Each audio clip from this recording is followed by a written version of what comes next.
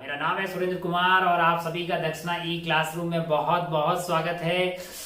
हमने बातें की खूब सारी वर्क के बारे में, खूब सारी बातें की एनर्जी के बारे में, खूब सारे सवाल किए वर्क एनर्जी थ्योरम पे। अब वक्त हो गया है कि हम आगे बढ़ें वर्क एनर्जी एंड पावर, यानी कि पावर की बातें आज अपन करते हैं। बहुत छोटी सी बात है, हमने चैप्टर के स्टार्टिंग में बातें की थी कि भैया वर्क करने के लिए आपको जरूरत होती है एनर्जी की, और वर्क के करने की रेट को प्यार से क्या बोला जाता है? पावर। इसलिए ये तीनों आइटम एक साथ पढ़ते हैं अपन, वर्क, पावर एंड एनर्जी की। छोटी सी बातें अपन पावर की यहाँ पे करेंगे। आज वाले लेक्चर में पावर स्टार्ट होगी, खत्म भी हो जाएगा। देन अपन वर्क, पावर, एनर्जी को भी यहीं पे स्टॉप मारेंगे। हम पहले पढ़ेंगे सर्कुलर मोशन, फिर लौट के आएंगे वर्क, पावर, एनर्जी, यानी कि circular plus work, power, energy हम सर्कुलर के एंड में फिर से पढ़ेंगे। बहुत सारे अच्छे सवाल जिसमें सर्कुलर भी इन्वॉल्व होगी और जिसमें वर्क, पावर, एनर्जी भी इन्वॉल्व होगी। यानी अभी हमारी बॉडी सर्कुलर मोशन नहीं कर रही है, लेकिन जैसे ही अपन सर्कुलर मोशन पढ़ लेंगे तो खूब सारे अच्छे सवाल circular plus work, power, energy के अपन पढ़ने वाले हैं। कहां पे? सर्कुलर चैप्टर के एंड पॉइंट पे। तो वहां पे लौट के आपके लिए वर्क, पावर, एनर्जी दोबारा आएगी। खूब सारी बातें अपन वहां पे करते हैं। आज का कार्यक्रम शुरुआत करते हैं अपन पावर से। भाई साहब चलिए भाई, हेडिंग डालिए आप, पावर। बहुत ही आसान सी चीज है, बहुत ही ज्यादा आसान, मतलब जो है अभी शुरू होगी और अभी खत्म हो जाएगी। क्या होता है पावर? अगर आप ध्यान से देखें तो आसान भाषा में अपन बात करें तो कार्य के करने की जो रेट होती है, रेट ऑफ डूइंग वर्क, प्यार से बोलें इसको क्या बोल सकते हैं? Rate of doing work. Rate of doing work यानी वर्क करने की जो रेट है, यानी कि बेसिकली dW/dt, या जिस रेट से आप एनर्जी सप्लाई कर रहे हो या ले रहे हो, यानी एनर्जी का जो आदान या प्रदान हो रहा है जिस रेट से, वही बेसिकली क्या होती है? पावर होती है। अच्छा भाई साहब, बहुत बढ़िया, बहुत ही शानदार, खूबसूरत। रेट ऑफ डूइंग वर्क, अगर इसको मैथमेटिकल भाषा में लिखें तो हमारे लिए जो पावर है, मैं एवरेज पावर की बात कर रहा हूं, या फिर इसको लिख दिया आपने ऐसे, P average, that is equal to total work done, total work done, total work done divided by total time, divided by total time, यानी कि यही वाला हमारे लिए आइटम क्या हो जाएगा?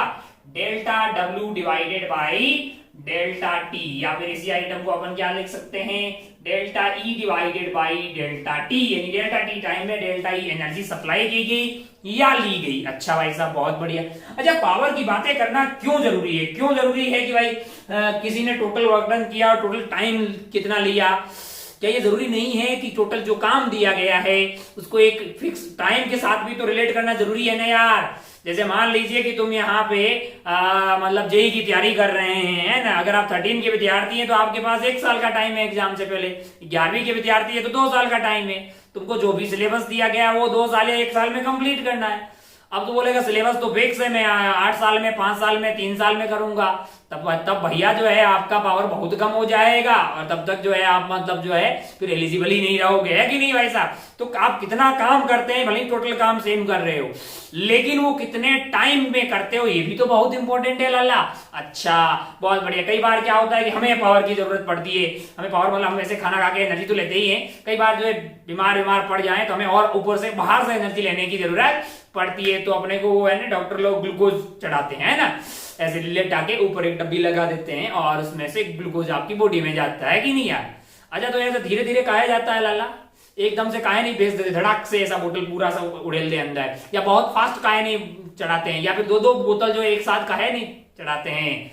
क्योंकि भैया पावर देना है, मतलब जो है उसके देने की रेट भी इंपॉर्टेंट होती है। बॉडी में एकदम से अगर आप बहुत ज्यादा ग्लूकोज भेज देंगे तो भी हेल्थ के लिए बहुत ही खतरनाक साबित हो सकता है। यानी मतलब जो है ऐसा थोड़ी होता 2-3 ग्लूकोज पूरे ही मतलब बॉडी में उड़ेल दिए एक साथ की खूब एनर्जी आ जाए। गलत काम थोड़ी कर रहे हैं, बढ़िया काम कर रहे हैं, एनर्जी तो दे रहे हैं ना, तो ऐसा बिल्कुल नहीं होता। यानी मेरा कहने का तात्पर्य है कि हम किसी को एनर्जी दे रहे हैं या एनर्जी ले रहे हैं, ये वो उसकी जो रेट है वही हमारे लिए पावर है, और उसको पढ़ना, यानी मतलब उसको पढ़ना हमारे लिए इंपॉर्टेंट है, इसीलिए अपन पावर की बातें कर रहे हैं। अच्छा भाई साहब, बहुत बढ़िया, बहुत ही खूबसूरत। अब अगर आप ध्यान से देखें तो ये बेसिकली क्या है? एनर्जी है, ये क्या है? टाइम है। तो ये आइटम आपका क्या हो जाएगा? जूल पर सेकेंड। क्या हो जाएगा? जूल पर सेकेंड। 1 जूल बटा 1 सेकेंड, 1 जूल बटा 1 सेकेंड को 1 जूल बाई 1 सेकेंड, यानी 1 सेकेंड में अगर 1 जूल एनर्जी सप्लाई की जाए या ली जाए तो इसको प्यार से 1 वॉट बोला जाता है। क्या बोला जाता है? वॉट बोला जाता है ना। अच्छा, ओ 1 सेकंड में कितना एनर्जी दे या ले रहा है उसी को बेसिकली पावर बोलते हैं। मैंने कहा हाँ, जैसे अपन 100 वॉट का बल्ब बोल रहे हैं, इसका मतलब क्या है, वो 1 सेकंड के अंदर 100 जूल की एनर्जी या तो दे ही रहा है। बल्ब वाले केस में एनर्जी कितनी दे रहा है, 100 जूल पर सेकंड, तो 100 वॉट का बल्ब हो गया। अच्छा, बहुत बढ़िया, बहुत ही खूबसूरत। अब कभी कभी जो है अपन मोटर वगैरह खरीदते हैं तो हमें जो है पावर की रेटिंग हॉर्स पावर में मिलती है, यानी घोड़े की शक्ति। पुराने जमाने में इस हॉर्स पावर एक यूनिट हुआ करती थी, तो 1 हॉर्स पावर जो है, कहीं पे आपको हॉर्स पावर में पावर मिले, हॉर्स पावर एक घोड़े की शक्ति इज इक्वल टू 746 वॉट जो है, ये डेटा आप ध्यान रखेंगे तो भलाई होगी। अच्छा भाई साहब, बहुत बढ़िया। अच्छा, कैसी क्वांटिटी है पावर, स्केलर की वेक्टर। भैया स्केलर डिवाइडेड बाय स्केलर है तो कैसी क्वांटिटी आएगी, स्केलर क्वांटिटी है। कैसी क्वांटिटी है, स्केलर क्वांटिटी है, इसमें कोई बुराई वाली बात नहीं है। अच्छा, बहुत बढ़िया, बहुत ही खूबसूरत। हो अच्छा, बहुत ही सुंदर। अब अगर आप ध्यान से देखें, कोई भी आपसे बोल लगे, आप छोटी छोटी बातें करते हैं। मान लो कि कोई आपसे पूछे डायमेंशनल फॉर्मूला बता दीजिए, क्या बता दीजिए, डायमेंशनल फॉर्मूला बता दीजिए। तो वर्क या एनर्जी डिवाइडेड बाय टाइम है, आपका एनर्जी क्या हो जाएगा, ml फोर्स हो गया है, ml स्क्वायर t माइनस 2 आपका एनर्जी हो गया है, डिवाइडेड बाय आपके पास टाइम है, डिवाइडेड बाय आपके पास क्या है, टाइम है, डेल्टा टी टाइम हो गया है। तो ये कार्यक्रम हो जाएगा। फोर्स होता है आपका mlt minus 2, mlt minus 2 into आपने एक और l कर दिया तो l स्क्वायर हो गया, क्योंकि वर्क या एनर्जी हो जाएगा। तो ml square t minus 2 divided by t हो गया है, तो ये कार्यक्रम हो जाएगा आपका ml स्क्वायर t माइनस 3। ये आपकी डायमेंशन, आपको पता लग गया क्वांटिटी कैसी है, स्केलर क्वांटिटी उनका। बहुत बढ़िया, बहुत ही खूबसूरत। हो और छोटी छोटी बातें करें। मान लो कि ऐसा हो कि ये जो इंटरवल है डेल्टा टी बहुत छोटा हो जाए, बहुत छोटा हो जाए, तो ये पावर एवरेज से किसमें तब्दील हो जाएगी, इंस्टेंटेनियस पावर। कौन सा पावर, इंस्टेंटेनियस पावर तब होगी जब आपका limit delta T tending to 0, यानी कि आपका जो delta E divided by delta T है, अगर उसमें आपने डेल्टा टी टेंडिंग टू 0 हो जाएगा, तब जो पावर होगी वो आपकी क्या कहलाएगी, वही आपकी कहलाएगी इंस्टेंटेनियस पावर। अच्छा, बहुत बढ़िया। तो इस वाले केस में डेल्टा टी बहुत छोटा हो जाएगा, तो इसको क्या बोलेंगे, dt, और उसमें जो एनर्जी सप्लाई होगी वो बहुत छोटी होगी, तो इसको क्या बोल दिया मैंने, d बाई dt या फिर dw बाई dt, आप कुछ भी बोलिएगा। रेट ऑफ डूइंग वर्क या एनर्जी जो सप्लाई करने की रेट है या लेने की रेट है, इसी को प्यार से क्या बोला गया, इंस्टेंटेनियस पावर। इसी को प्यार से क्या बोला गया, इंस्टेंटेनियस पावर बोला गया। अच्छा भाई साहब, बहुत बढ़िया। अब आप ध्यान से देखें तो आपके पास जो इंस्टेंटेनियस पावर आई है वो है आपके पास dw डिवाइडेड बाई dt है। अब आप ध्यान से देखो, छोटे से वर्क को क्या मैं f डॉट ds लिख सकता हूं कि नहीं लिख सकता, मैंने कहा बिल्कुल लिखा जा सकता। छोटे से इंटरवल में f कांस्टेंट होगा, तो आपका जो f डॉट ds है डिवाइडेड बाई dt है, ds बाई dt क्या बन जाएगा, v बन जाएगा। तो क्या मैं इंस्टेंटेनियस पावर को ऐसा भी तो लिख सकता हूं ना, मैंने कहा f डॉट f फोर्स है और v क्या है, बॉडी की रफ्तार है।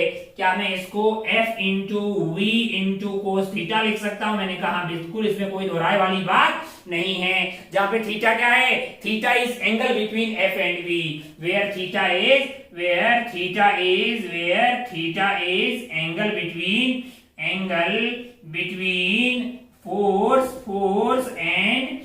F एंड वेलोसिटी v, इनके बीच के एंगल को अपन ने प्यार से क्या बोल दिया है, ये आपका थीटा हो जाएगा। अच्छा बताइए, पॉजिटिव नेगेटिव जीरो भी तो हो सकती है, पावर जीरो हो सकती है अगर बीच का एंगल 90 डिग्री हो। पॉजिटिव तब होगी जब मतलब जो है एक्यूट एंगल ऑब्ट्यूज होगा, तो नेगेटिव भी हो सकती है। हालांकि नेगेटिव पावर कोई बहुत ज्यादा सेंस रखती नहीं है, क्योंकि इसकी वैल्यू पॉजिटिव नेगेटिव कुछ भी आ सकती है। अच्छा ऐसा, बहुत बढ़िया, बहुत ही खूबसूरत। छोटी छोटी बातें करते हैं अपन, कार्यक्रम की शुरुआत करते हैं, बस तुरंत शुरू होगा, तुरंत ही खत्म हो जाएगा, ज्यादा परेशान होने वाली कोई बातें नहीं है। छोटी छोटी बातें अपने समझना है कि रेट ऑफ डूइंग वर्क है, पावर जो कहलाता है। अच्छा भाई साहब, इसको average form total work done divided by total time, इसको डेल्टा डब्ल्यू डेल्टा टी लिख दिया, जूल पर सेकंड आ गया, उसको वाट लिख दिया, 1 horse power is equal to 746 watt. Scalar quantity है ml²t-2, इसकी जो है वो डायमेंशन हो गई और इंस्टेंटेनियस आपका F डॉट V हो गया। मैंने कहा अच्छा, बहुत बढ़िया, बहुत शानदार। आसान भाषा में अगर कोई एग्जांपल से अपन समझे कि भाई साहब पावर पावर क्या है,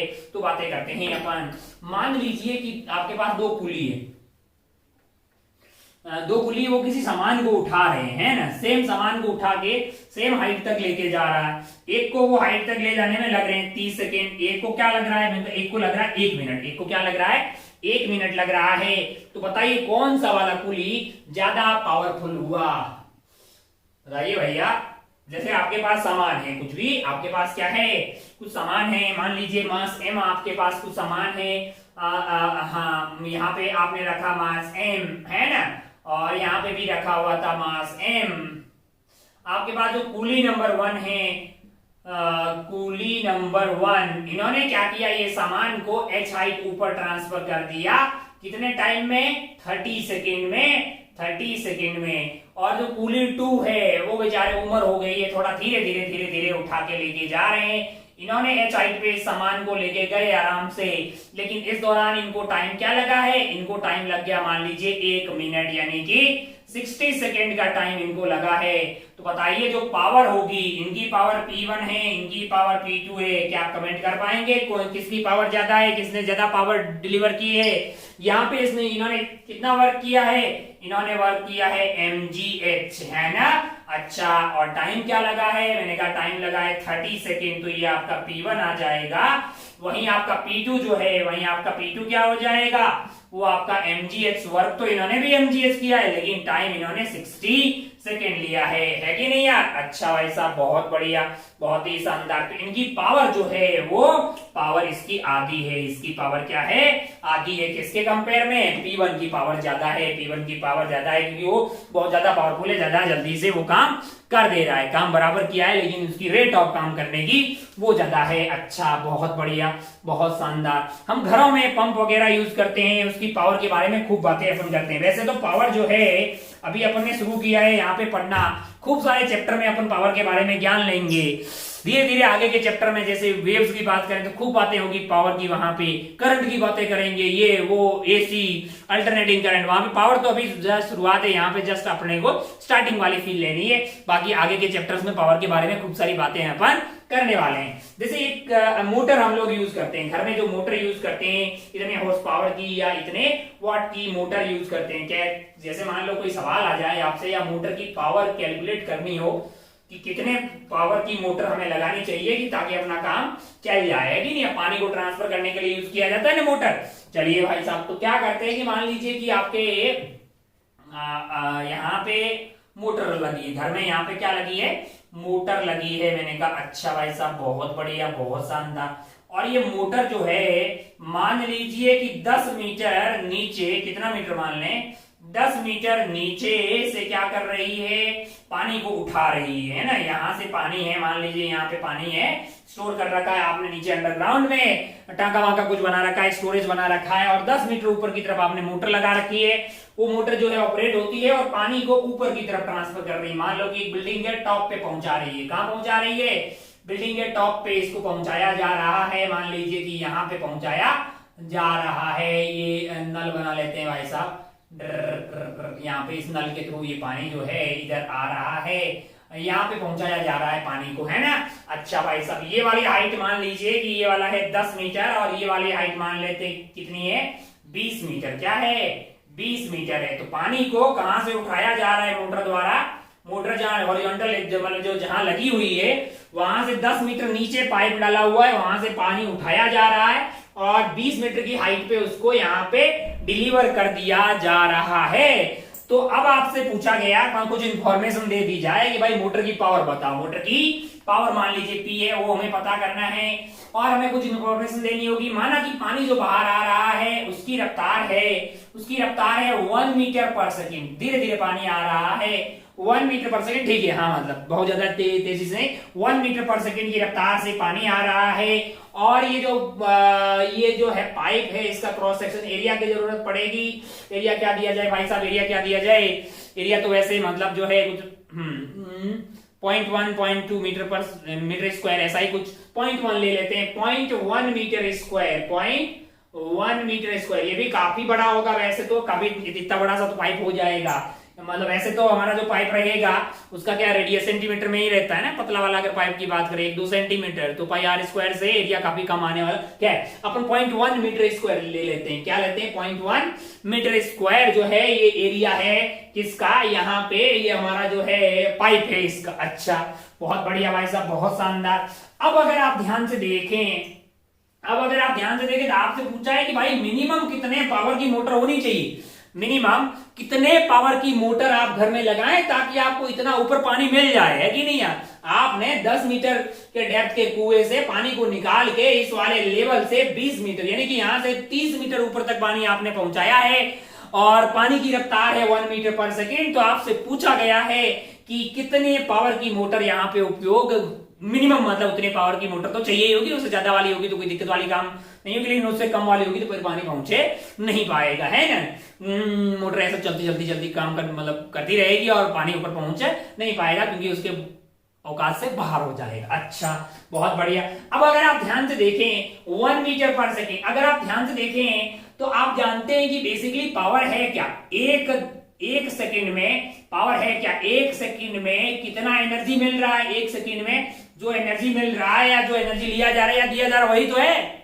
अबे रेट ऑफ डूइंग वर्क या फिर rate of transferring energy dt को आपने क्या डाल दिया 1 सेकेंड, तो कितना एनर्जी सप्लाई हुआ है इस पर्टिकुलर केस में 1 सेकेंड के अंदर, वही आपका पावर हो जाएगा। अब आप ध्यान से देखें तो 1 सेकेंड के अंदर कितना पानी बाहर आ जाएगा। मैंने कहा 1 सेकेंड के अंदर जो पानी यहाँ पे डिलीवर हो रहा है वो कितना होगा, मैंने कहा वो 1 मीटर पाइप में जो पानी रहेगा वही आ जाएगा। कितना? 1 मीटर पाइप में जो पानी रहेगा वो 1 सेकेंड में आ जाएगा। पक्का सोच के देखना यार काय को कि 1 मीटर पर सेकेंड की रेट से पानी आ रहा है तो वो 1 सेकेंड में 1 मीटर जो चल रहा है, इसका मतलब या मान लो कि इसमें 1 मीटर में जो पानी था वो 1 सेकेंड में बाहर आ गया, यहाँ पे आया कि नहीं आया, तो कितना मास वहां पे बाहर आया होगा 1 सेकेंड में। 1 सेकेंड में यहाँ पे जो पानी डिलीवर हुआ है उसका मास क्या होगा। तो आप बोलेंगे साहब पहले वॉल्यूम बताओ, मैंने कहा वॉल्यूम निकालना अपने लिए कोई टफ नहीं है, 0.1 एरिया है इंटू 1 कर दिए हैं, ये वॉल्यूम मिल गया है। मास चाहिए तो आप कर दीजिए 10 की पावर 3 से मल्टीप्लाई, क्योंकि डेंसिटी ऑफ वाटर क्या है, डेंसिटी ऑफ वाटर अपन ले रहे हैं 10 की पावर 3 केजी पर मीटर क्यूब। अच्छा, तो यहां से जो मास आएगा 1 सेकंड में जो मास यहाँ पे डिलीवर हो रहा है पानी का वो है आपके लिए 100 केजी, यानी 1 सेकंड में 100 केजी का पानी जो है वो ऊपर डिलीवर हो जा रहा है। अच्छा, बहुत बढ़िया, बहुत शानदार। 0.1 मीटर स्क्वायर काफी बड़ा ये एरिया है तो इतना आराम से हो सकता है, इसमें कोई दोहराई वाली बात नहीं है। 1 सेकंड में 100 केजी पानी जो है आप यहां से मतलब जो पानी यहाँ पे डिलीवर हो रहा है। अच्छा, जो पानी आ रहा है उसके पास क्या है, मैंने कहा 1 मीटर पर सेकेंड इसकी रफ्तार है, उसके पास क्या है, इतनी रफ्तार है, मतलब क्या है, काइनेटिक एनर्जी। यहाँ पे क्या थी काइनेटिक एनर्जी 0, और क्या है मैंने कहा पोटेंशियल एनर्जी कितनी, मैंने कहा अगर यहाँ 0 माने तो यहाँ पे mgh हो जाएगी। ये सब किसने दिया, मैंने कहा मोटर ने दिया लल्ला, ये सब किसने दिया, मोटर ने दिया है। मोटर ने क्या क्या सप्लाई किया है, मैंने कहा अगर आप ध्यान से देखें तो 1 सेकंड में मोटर ने कितना एनर्जी दिया होगा वही तो पावर होगा ना यार। 1 सेकंड में मोटर ने क्या किया होगा, मैंने कहा 100 केजी को यहां से यहां भेजा है, यानी कि जी की वैल्यू आपके पास क्या है 10 है, और h की वैल्यू क्या है, h की वैल्यू है 30। इतना पोटेंशियल एनर्जी दिया होगा प्लस काइनेटिक एनर्जी दिया होगा 1/2। मास आपके पास कितना है 100 है, मास आपके पास 100 है, रफ्तार आपके पास क्या है 1 है। अगर आप ध्यान से देखें तो 3 और 1 2 3 4 1 2 3 4। अच्छा, और ये आ गया है 50 है ना, ये यहां से कट के आ गया आपके लिए 50, तो वैल्यू क्या हो गई है 30050 वाट। इतना है, इतना जो है इतना जूल पर सेकेंड, इतना जूल पर सेकेंड इसकी पावर होगी भाई साहब। अगर आप किलो की टर्म में भाषा करेंगे 30.05 किलोवाट की पावर वाला मोटर की अपने को जरूरत पड़ेगी, जो कि आपको मिनिमम होगी। मतलब उससे ज्यादा हम यहाँ पे कोई फ्रिक्शन कुछ भी नहीं मान के चल रहे हैं, है ना। इससे ज्यादा की पावर की रियलिटी में जरूरत पड़ेगी। लेकिन अगर आपको बोले कि मिनिमम कितने पावर की मोटर चाहिए, तो आपका जवाब होगा इतने पावर की मोटर अगर होगी तो आपका काम चल सकता है ना। अच्छा भाई साहब, बहुत बढ़िया। खूब सारे सवाल आपको इस तरह के कहां देखने को मिलेंगे, फ्लूइड में देखने को मिलेंगे। हमने यहाँ पे एक समझ लिया कि भाई साहब कोई बहुत ज्यादा टफ चीज नहीं है। 100 को यहाँ पे आ रहा है तो उसको क्या मिली होगी, मैंने कहा इसी ने तो इसको पोटेंशियल एनर्जी दी है, और उसके बाद जो काइनेटिक एनर्जी है वो भी तो किसने दी होगी, मोटर ने दी होगी। मैंने कहा 1 सेकंड में यही मिल रहा है, तो 1 सेकंड में जो आ रहा है वही आपके लिए क्या हो जाएगा, पावर हो जाएगा। मैंने सही तो किया है ना, कहीं कैलकुलेशन का गलत तो नहीं की। 0.1 है, एरिया हो गया इंटू 1 मीटर था तो 1 मीटर की लेंथ हो गई। अच्छा, ये 1 मीटर मतलब कौन सा वाला पार्ट, वो वाला पानी जो 1 मीटर की लेंथ में चलता, जो कि बाहर आ गया है, तो उसका मास क्या होगा 0.1 इंटू इतना वॉल्यूम हो जाएगा, इंटू 10 की पावर 3 डेंसिटी कर दिए है ना। तो ये आपका जो है 100 केजी आ गया, 100 केजी का mgh निकाल दिए प्लस हाफ mv² निकाल दिए। सारी की सारी एनर्जी क्या है, यहाँ पे मास जो है ना वो मास पर सेकेंड है, मास पर सेकेंड है, यानी कि आपका जो एनर्जी है यहाँ पे वो क्या है, d/dt है ना भैया। अच्छा, बहुत बढ़िया, बहुत ही खूबसूरत। ओहो, आगे बढ़ लें क्या, एक एग्जांपल हो गया, ऐसे खूब सारे एग्जांपल और बनाए जा सकते हैं, इसमें कोई बुराई वाली बात नहीं है। ओहो हो, एक आध सवाल अलग टाइप का देखते हैं, फिर इस चैप्टर को खत्म ही मानते हैं, क्योंकि इस तरह की बातें जो है खूब आगे वाले चैप्टर्स में अपन देखते रहेंगे, कोई बहुत ज्यादा टफ चीज है नहीं। फ्लूइड में बातें करेंगे अपन, पावर के बारे में। वेव्स में जब आप पढ़ेंगे, स्ट्रिंग वेव, साउंड वेव, खूब बातें वहां पे पावर के बारे में होगी। और बातें अगर आप करंट इलेक्ट्रिसिटी में पावर के बारे में बातें करेंगे, मतलब जो है ना करंट में काफी सारी बातें होती रही, अल्टरनेटिंग करंट वगैरह वगैरह, खूब सारी बातें। अब मान लीजिए कि हमने ये साबित किया है कि हमारे लिए पावर क्या है। मैंने कहा हमारे लिए पावर है delta W divided by delta T। ये तो है एवरेज पावर, या फिर इसको लिख सकते हैं अपन delta E divided by delta T। और अगर इंस्टेंटेनियस पावर की बात करें तो ये है d/dt या फिर dW डिवाइडेड बाई dt, जो कि अपन F.V प्रूव कर चुके हैं, मैंने कहा एक एग्जांपल लेते हैं। मान लो कि एग्जांपल ले लें अपन, क्या लें, एक एग्जांपल ले लिया। मान लीजिए कि हमारे पास एक ब्लॉक है, ब्लॉक का मास ले लेते हैं 2 kg। इस पे एक फोर्स लगा है, इस पे क्या लग रहा है, एक फोर्स लग रहा है। माना कि फोर्स को मैं बोल रहा हूं कि कितना है, फोर्स है 30 न्यूटन। क्या है, 30 न्यूटन है। और यहाँ पे मान लेते हैं कि भाई म्यू की वैल्यू है 0.5। क्या है, 0.5 है। मैंने कहा अच्छा भाई, बहुत बढ़िया। हो और t इज इक्वल टू 0 पे मान लो कि इसकी रफ्तार क्या है, ये इनिशियल स्पीड है 0। आपसे बोला जाए कि find out the power delivered by 30 newton and frictional force at t is equal to 2 second. आपको कोई बोले कि 2 सेकेंड पे मतलब तो 30 और फ्रिक्शन ने कितना पावर डिलीवर। अबे हमारे लिए कोई टफ काम है क्या, F.V, जो कि क्या होता है FV cos थीटा। तो यही ना पूछ रहे हो, इंटरवल में नहीं पूछ रहे हो, इंस्टेंट में पूछ रहे हो, तो इंस्टेंटेनियस पावर चाहिए। तो अच्छा, t0 पे t2 पे हालचाल पता करना होगा।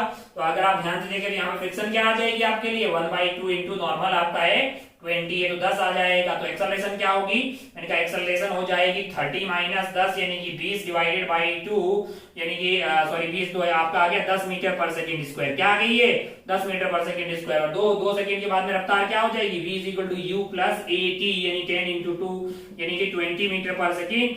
रफ्तार भी है इस साइड में और फोर्स भी है इस साइड में। तो पावर ऑफ 30 न्यूटन की बात करेंगे तो क्या हो जाएगा, मैंने कहा 30 इंटू 20 रफ्तार हो गई है इंटू 1, बीच का एंगल 0 है, सो तो कोस 0 इज 1 हो गया है। तो ये आपका हो गया 600 वॉट जूल पर सेकेंड, 600 जूल पर सेकेंड ये पावर डिलीवर कर रहे हैं कौन, 30 न्यूटन। और फ्रिक्शन यहाँ पे क्या कर रहा होगा, पावर ऑफ फ्रिक्शन आपके लिए कैसे लग रहा होगा इस पूरी यात्रा के दौरान, पीछे की तरफ लग रहा होगा। कितना, मैंने कहा 10 है, power of 10 newton is equal to 10 into रफ्तार क्या है, रफ्तार 20 है, बीच का एंगल 180 है, तो -1 आ गया, यानी कि माइनस ऑफ 200 जूल पर सेकेंड। वैसे माइनस का क्या मतलब है कि वो कोशिश कर रहा है कि पीछे आए लेकिन ओवरऑल जा आगे रहा है ना। पावर आपकी 200 है, माइनस का मतलब आपको समझ में आ रहा है। बहुत बढ़िया भाई साहब, बहुत ही शानदार। एक आध सवाल और देख लेंगे। मैंने कहा वैसे तो बहुत सारी बातें हो गई है तो हमें आगे बढ़ लेना, मतलब समापन समारोह डिक्लेयर कर देना चाहिए। खैर एक सवाल और देखते हैं और फिर जो है मतलब वर्क पावर एनर्जी को यहाँ पे खत्म करते हैं और अच्छे सवाल देखेंगे अपन फ्रिक्शन के वर्क सर्कुलर मोशन के बाद में दोबारा अपन बातें करते हैं किसकी, इसकी वर्क पावर एनर्जी की। एक सवाल और देखते हैं।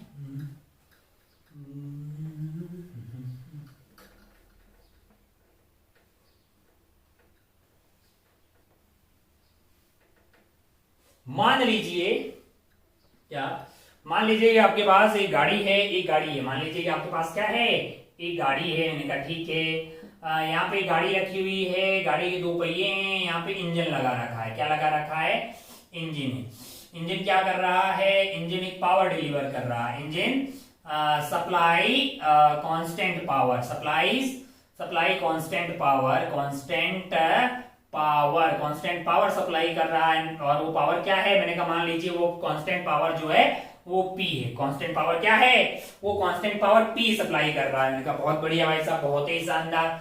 और इंफॉर्मेशन मान लो कि दे दी आपको बोला कि t इज इक्वल टू 0 पे इसकी इनिशियल रफ्तार 0 है और ये स्मूथ है, आपको दे दिया बहुत आसानी के लिए, हालांकि कोई बहुत ज्यादा फर्क पड़ने वाला नहीं। स्मूथ दे दिया और आपसे ये पूछा कि अच्छा ये पावर कांस्टेंट है, फोर्स कांस्टेंट नहीं है। आपको इंजन जो है पावर कांस्टेंट सप्लाई करता है। आपसे पूछा है फर्स्ट लिखें find the speed of car, इसको कार बोल देते हैं भाई। Speed of car v, function of time बताना है आपको। और सेकंड में बताइए भैया कि डिस्टेंस कवर्ड बाई कार, तो बाई कार है, मैं इसको एस बोल दे रहा हूं। तो आपको वो भी कैसे निकालना है, that is also function of time आपको पता करना है भाई साहब। डिस्टेंस कवर्ड बाई कार है, इसको भी आपको फंक्शन ऑफ टाइम बताना है। और स्पीड ऑफ कार जो है इसको भी आपको टाइम ऑफ मतलब फंक्शन ऑफ टाइम आपको बताना है। अच्छा भाई साहब, बहुत बढ़िया, बहुत ही शानदार, बहुत बढ़िया। आइए देखें जरा ध्यान से। पावर P सप्लाई कर रहा है भाई साहब, पावर क्या सप्लाई कर रहे हैं, P सप्लाई कर रहे हैं। पावर हमारे लिए क्या होगा, मैंने कहा ये बॉडी रुकी हुई थी, जिस डायरेक्शन में फोर्स लगेगा क्या उधर ही मूव करेगी। मैंने कहा तो फिर वेलोसिटी और फोर्स के बीच का एंगल क्या हुआ, मैंने कहा 0, तो cos 90 0 हो गया। यानी कि पावर आपके पास हो जाएगी F इंटू वी के बराबर। और F को मैं लिख सकता हूं mass into acceleration into V, that is equal to P है। तो अगर आप ध्यान से देखें तो यहां से आपके पास A इंटू वी आ रहा है आपके लिए, P डिवाइडेड बाई M आ रहा है। A क्या है, A एक्सेलरेशन है। क्या मैं एक्सेलरेशन को ऐसा नहीं लिख सकता, dv divided by dt v, that is p divided by m। ने कहा हाँ, तो यहां से v dv is equal to क्या आ गया है, मैंने कहा p बाई m dt आ गया है। दोनों साइड इंटीग्रेट मार दीजिए, टाइम 0 से t पे जाइएगा तो रफ्तार आपकी t इज इक्वल टू 0 पे आपको 0 दी हुई है, किसी टाइम पे v मान लेते हैं। इसका v का इंटीग्रेशन किया v स्क्वायर बाई 2, तो ये तो आपका हो गया है v स्क्वायर डिवाइडेड बाई 2। इधर क्या होगा, मैंने कहा इधर होगा p बटा m और dt का इंटीग्रेशन हो गया आपके लिए t। अच्छा बहुत बढ़िया, अच्छा भाई बहुत बढ़िया, बहुत ही शानदार। अगर u की वैल्यू 0 नहीं होती तो यहाँ पे u से लेके v तक हो गया होता। अच्छा तो यहाँ से v की वैल्यू क्या आ रही है आपके लिए, twice of pt divided by m की पावर 1/2 या रूट बोल दीजिए। तो ये फंक्शन ऑफ टाइम आ गया आपके लिए, है ना। अच्छा, और आपसे अगर बोला जाए कि डिस्टेंस कवर्ड बाई टाइम जो है इसको फंक्शन में निकालिए, तो ये तो निकाल सकते थे ना। यहाँ पे आपका जो a इंटू वी है p बटा m है, जरूरी नहीं है कि आपको आप जो है a को dv बाई dt लेके आप a को ये भी तो लिख सकते हैं ना। मैंने कहा v को एज इट इज रखो और a को लिख दिया मैंने v dv बाई ds, ये भी तो लिखा जा सकता है। मैंने कहा बड़ी आसानी से लिखा जा सकता है, इसमें कोई बुराई वाली बात नहीं है। ये आपका हो गया है v square dv that is equal to p बटा m तो कांस्टेंट है, p बटा m इंटू ds है। इंटीग्रेट मार दीजिए दोनों साइड, इस साइड भी ये आपका 0 से लेके s तक जाएगा, तो ये आपका 0 से लेके v तक जाएगा। अच्छा बहुत बढ़िया, बहुत ही शानदार, बहुत ही खूबसूरत। तो यहां से आपके पास जो है ये आ जाएगा क्या, v cube divided by v cube divided by 3 that is equal to p बटा m इंटू एस आ गया। अच्छा, तो यहां से s की वैल्यू क्या आ रही है, मैंने कहा s की वैल्यू आ रही है आपके पास M V cube divided by 3p, M V cube divided by S equal to M V cube divided by 3p। अच्छा, बहुत बढ़िया। और v को उठा के कहां डाल देंगे, मैंने कहा यहाँ पे डाल दीजिए, तो s आपको फंक्शन ऑफ t मिल जाएगा, यानी कि ये वैल्यू आ जाएगी आपके पास m डिवाइडेड बाई 3p, और ये वाली वैल्यू क्या है, मैंने कहा है ये 2pt डिवाइडेड बाई m का रूट, तो पावर हो जाएगी आपकी 3/2, है कि नहीं यार। अच्छा, बहुत बढ़िया, जो भी है यार ये आ गया, हमने तो रैंडम ऐसी वैल्यू रखी थी, एस फंक्शन ऑफ टी मिल गया। क्या कैलकुलेशन ठीक किया है क्या, मैंने कहा हाँ। Initial speed 0, speed of function of time t, power is equal to F लिख दिया है, f को m इंटू ए लिख दिए हैं। अच्छा, a इंटू वी को p बटा m लिख दिया, मैंने कहा बहुत बढ़िया। v को a को लिख दिया dv बाई डी, तो pm t हो गया उधर से p बाई m, और ये हो गया v स्क्वायर बाई 2, तो 2 को उधर ले गए, 2pt डिवाइडेड बाई m का रूट ले लिया, v आ गया। और यहाँ से a इंटू वी को p बटा m लिखा, और a को अपन क्या लिख सकते हैं, p dv बाई ds लिखा जा सकता है, तो p by m into s हो जाएगा, और v क्यूब डिवाइडेड बाई 3 आ जाएगा। उनका बहुत बढ़िया, बहुत ही शानदार। ओ हो, तो ऐसे यहां से आ गया, और एस में v की वैल्यू डाल दी, तो कैलकुलेशन ठीक की है, बहुत बढ़िया। तो अगर आप ध्यान से देखें तो और भी खूब सारे सवाल बनाए जा सकते हैं, इसमें कोई बुराई वाली बात नहीं है। और आप तो जानते ही हैं कि पावर को अपन मतलब जो है आने वाले चैप्टर यानी कि फ्लूइड में, साउंड स्ट्रिंग वेव्स में, या फिर करंट इलेक्ट्रिसिटी में खूब सारी बातें जो है इसकी आगे अपन करते रहेंगे। आसान भाषा में आपको समझ में आ गया कि भैया रेट ऑफ डूइंग वर्क है ना, वर्क जो है वो आजकल हम लोग कर रहे हैं, फिर आगे जाएंगे करंट इलेक्ट्रिसिटी में तो बैटरी हम वर्क करेगी, या कभी बैटरी पे वर्क होगा तो बैटरी चार्ज हो रही होगी, कभी बैटरी डिस्चार्ज हो रही होगी तो बैटरी द्वारा वर्क होगा, वहां पे बैटरी की पावर के बारे में बातें करेंगे। इतने वोल्ट की बैटरी है, इतने वोल्ट का ट्यूबलाइट है, ये है, बल्ब है, वो है, वगैरह वगैरह। हमने इस वाले चैप्टर में खूब बातें की है वर्क के बारे में, खूब सारी बातें की एनर्जी के बारे में, और लास्ट में फाइनली किस तरह से वर्क एंड एनर्जी पावर सब आपस में रिलेटेड है इसके बारे में बातें की है। हमको लगता है कि वर्क पावर एनर्जी को अब यहाँ पे होल्ड मारना चाहिए। अपन बातें करेंगे सर्कुलर मोशन की, फिर वहां पे सर्कुलर मोशन पहले रहेगा हॉरिजॉन्टल में, फिर लौट के आएगा वर्टिकल में, और वहां पे फिर से अपन लाएंगे वर्क पावर एनर्जी को, और खूब सारे बेहतरीन सवाल जो है अपन कहां सोल्व करने वाले हैं, वर्क पावर एनर्जी के सर्कुलर के एंड में एक बार पुनः जो है वर्क पावर एनर्जी की बातें। कई बार ऐसा हो सकता है कुछ जगहों पे आपको सर्कुलर या पहले मिल सकता है वर्क पावर एनर्जी के, लेकिन वहां पे वर्टिकल सर्कुलर मोशन फिर बाद में पढ़ाना पड़ेगा, क्योंकि वर्क पावर एनर्जी के साथ में पढ़ाना पड़ेगा। तो हमने पहले आपको वर्क पावर एनर्जी पढ़ा दी है, और सर्कुलर मोशन जो है वो कंटिन्यूस एक साथ चलता रहेगा, तो किसी भी प्रकार का आपको कंफ्यूजन उसमें होने की मतलब कोई गुंजाइश नहीं है। आप अपनी पढ़ाई का अपना और अपनों का खूब ख्याल रखिएगा, और होमवर्क वगैरह करते रहिए भैया, क्योंकि आप कॉन्सेप्ट जितने अच्छे से समझते हैं, फिर खुद से जितने ज्यादा सवालों पे अपने से मतलब उसको अप्लाई करते हैं, और जब आपका आंसर आता है, जब आपको अपने कॉन्फिडेंस पे एक अजीब टाइप का, एक अलग टाइप का एक मतलब जो कॉन्फिडेंस डेवलप होता है, आपको अपने कॉन्सेप्ट पे लगता है कि यस मैं कर सकता हूं, क्योंकि मुझे इतने ही कॉन्सेप्ट है और ये मुझे अच्छे से लगाने आते हैं। तो ये कॉन्फिडेंस तब डेवलप होगा जब आप खूब सारे सवाल जो है किसी पर्टिकुलर चैप्टर पे सॉल्व करेंगे। तो आप क्वेश्चन बैंक एससी वर्मा में जो होमवर्क दिया जा रहा है उसको उसी दिन पूरी शिद्दत से, पूरी ईमानदारी से उसको सॉल्व करिएगा। चलिए भाई साहब चलते हैं, आप अपना और अपनों का खूब ख्याल रखिएगा। शुक्रिया, जय हिंद, जय भारत, टेक केयर, बाय।